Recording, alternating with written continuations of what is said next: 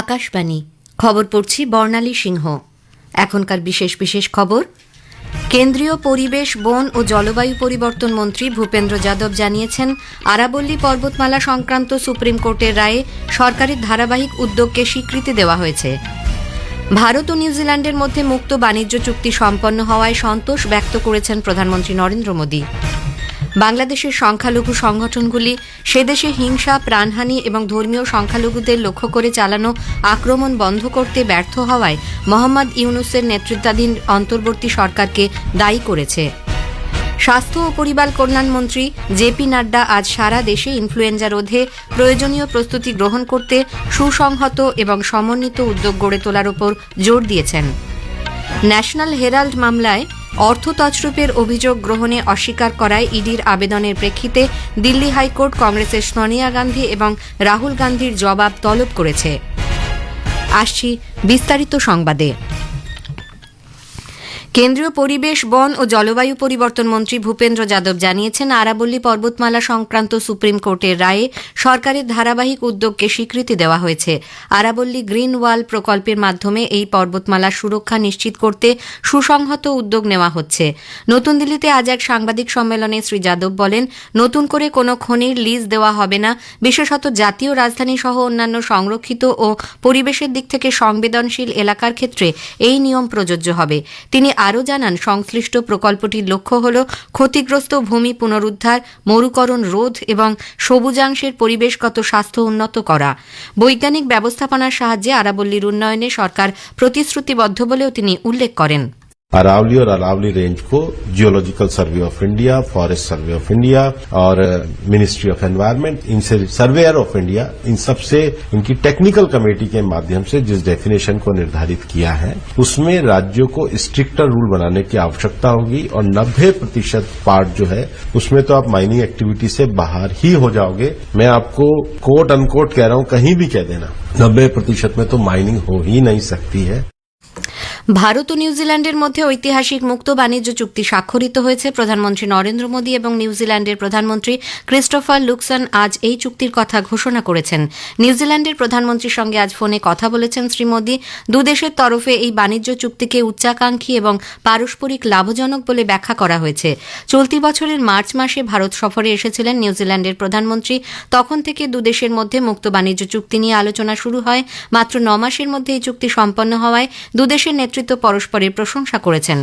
ভারত ও নিউজিল্যান্ডের মধ্যে মুক্ত বাণিজ্য চুক্তি স্বাক্ষরিত হওয়ায় আগামী 5 বছরে দুদেশের দ্বিপাক্ষিক বাণিজ্যের পরিমাণ দ্বিগুণ হবে বলে আশা প্রকাশ করেছেন প্রধানমন্ত্রী।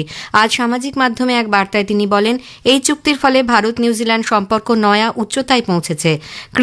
ক্রীড়া, শিক্ষা ও সাংস্কৃতিক ক্ষেত্রে দুদেশের সম্পর্ক আরও মজবুত হবে বলেও আশা প্রকাশ করেন তিনি। অন্যদিকে নিউজিল্যান্ডের প্রধানমন্ত্রী ক্রিস্টোফার লুকসন দুদেশের মধ্যে এই চুক্তিকে ঐতিহাসিক বলেছেন। এই চুক্তি নিউজিল্যান্ডের কৃষক ও ব্যবসায়ীদের জন্য নয়া দিগন্ত খুলে দেবে বলেও তিনি জানিয়েছেন।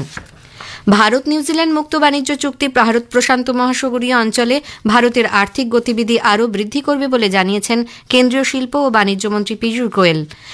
আজ নতুন দিল্লিতে তিনি বলেন, দেশের সব প্রান্তের কৃষক, শিল্পোদ্যোগী, মহিলা পড়ুয়াদের জন্য নতুন সুযোগ তৈরি করবে এই চুক্তি।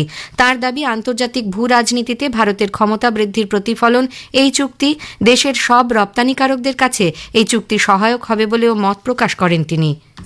This FTA provides opportunities for all sections of our export community, opens up new doors for new exporters with new products wishing to diversify their export basket, and at the same time helps every region of the country, north, south, east, west, northeast, in different areas. কেন্দ্রীয় বাণিজ্য ও শিল্পমন্ত্রী পীযূষ গোয়েল ভারত ও নিউজিল্যান্ডের মধ্যে মুক্ত বাণিজ্য চুক্তি সফলভাবে সম্পন্ন হওয়ায় সে দেশের বাণিজ্যমন্ত্রী টড ম্যাকক্লেকে অভিনন্দন জানিয়েছেন। সামাজিক মাধ্যমের এক বার্তায় শ্রী গোয়েল বলেন, টেলিফোনে এক বার্তালাপে দুদেশের মধ্যে এই মুক্ত বাণিজ্য চুক্তির ইতিবাচক দিক নিয়ে তাঁদের মধ্যে কথা হয়েছে। দ্বিপাক্ষিক সম্পর্ক আরও উন্নত করতে শ্রী গোয়েল ম্যাকক্লেকে ফের ভারতে আসার আমন্ত্রণ জানান। বিদেশমন্ত্রী ড এস জয়শঙ্কর এই মুক্ত বাণিজ্য চুক্তিকে এক মাইল ফলক বলে বর্ণনা করেন। প্রধানমন্ত্রী নরেন্দ্র মোদী 28 ডিসেম্বর রবিবার আকাশবাণীতে মন কি বাত অনুষ্ঠানে তাঁর চিন্তাভাবনা দেশ বিদেশের মানুষের সঙ্গে ভাগ করে নেবেন। এটি হবে মাসিক এই বেতার অনুষ্ঠানের 129তম পর্ব। বেলা 11টা থেকে আকাশবাণী এবং দূরদর্শনের সবকটি চ্যানেল ও Akashvani news on AIR website, mobile app, প্রধানমন্ত্রীর দপ্তর ও তথ্য ও সম্প্রচার মন্ত্রকের ওয়েবসাইট ও ইউটিউব চ্যানেলেও মন কি বাত সম্প্রচারিত হবে। খবর শুনছেন আকাশবাণী থেকে। বাংলাদেশের সংখ্যালঘু সংগঠনগুলি সে দেশে হিংসা, প্রাণহানি এবং ধর্মীয় সংখ্যালঘুদের লক্ষ্য করে চালানো আক্রমণ বন্ধ করতে ব্যর্থ হওয়ায় মোহাম্মদ ইউনূসের নেতৃত্বাধীন অন্তর্বর্তী সরকারকে দায়ী করেছে।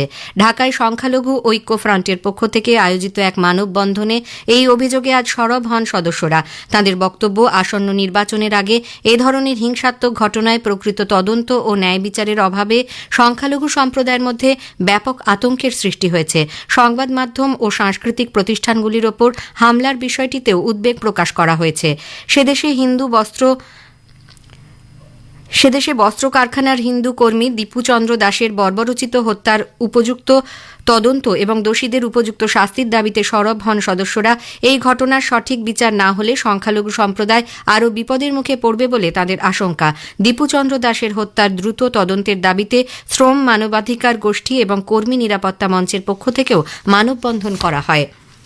বাংলাদেশের সম্পাদক পরিষদের সভাপতি ও নিউজ এজ সংবাদপত্রের সম্পাদক নুরুল কবির অভিযোগ করেছেন, অন্তর্বর্তী সরকারের একাংশ বা সরকার স্বয়ং সমন্বিতভাবে প্রথম আলো ও ডেইলি স্টারের কার্যালয়ে হামলা ও অগ্নিসংযোগের ঘটনা ঘটিয়েছে।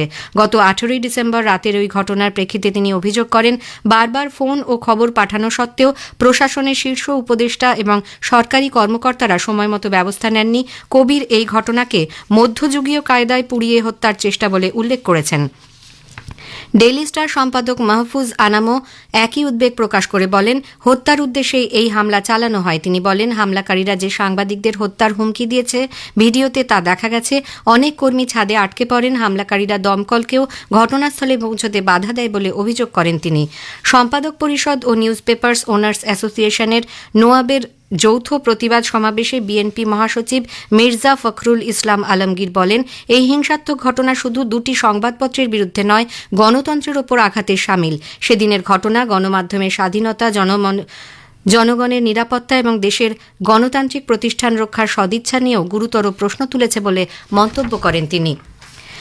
স্বাস্থ্য ও পরিবার কল্যাণ মন্ত্রী জেপি নাড্ডা আজ সারা দেশে ইনফ্লুয়েঞ্জা রোধে প্রয়োজনীয় প্রস্তুতি গ্রহণ করতে সুসংহত এবং সমন্বিত উদ্যোগ গড়ে তোলার ওপর জোর দিয়েছেন। নতুন দিল্লিতে আজ ইনফ্লুয়েঞ্জা আটকানোর প্রস্তুতি নিয়ে আন্তমন্ত্রক ও আন্তঃক্ষেত্রীয় সহযোগিতা জোরদার করার বিষয়ে আয়োজিত দুদিনের চিন্তন শিবিরের উদ্বোধনী অধিবেশনে ভাষণে শ্রী নাড্ডা বলেন, শীতকালীন মরশুমে ইনফ্লুয়েঞ্জার বাড়বাড়ন্ত কমাতে এ ধরনের প্রস্তুতি অত্যন্ত প্রয়োজনীয়। দুদিনের এই চিন্তন শিবিরে বিভিন্ন মন্ত্রক, দপ্তর ও প্রতিষ্ঠানের 110 জন প্রতিনিধি যোগ দিয়েছেন। কেন্দ্রীয় স্বাস্থ্য ও পরিবার কল্যাণ প্রতিমন্ত্রী অনুপ্রিয়া প্যাটেল বলেছেন, গত 11 বছরে নরেন্দ্র মোদীর নেতৃত্বাধীন সরকার স্বাস্থ্যক্ষেত্রে এক বিরাট রূপান্তর প্রত্যক্ষ করেছে। প্রাথমিক স্বাস্থ্য সুরক্ষা থেকে শুরু করে সার্বিক ব্যবস্থাপনা আরও জোরদার করতে সরকার সর্বোত্তম উপায় গ্রহণ করেছে। This government has made its best efforts to strengthen the entire pyramid of healthcare, primary, secondary, tertiary, because we want 3 guarantees to our citizens. Healthcare should be accessible for all, healthcare should be affordable for all, and healthcare should be quality healthcare for all. উল্লেখ্য, মন্ত্রী বলেন, দেশে medical কলেজের সংখ্যা 2014 সালে 387 থেকে বেড়ে বর্তমানে 803-এ পৌঁছেছে। ডাক্তারির আসন সংখ্যাও 51,000 থেকে বেড়ে হয়েছে 1,28,000। প্রাথমিক স্বাস্থ্য সুরক্ষা দিতে সারা দেশে 1,78,000 আয়ুষ্মান আরোগ্য মন্দির চালু রয়েছে বলে মন্ত্রী জানান।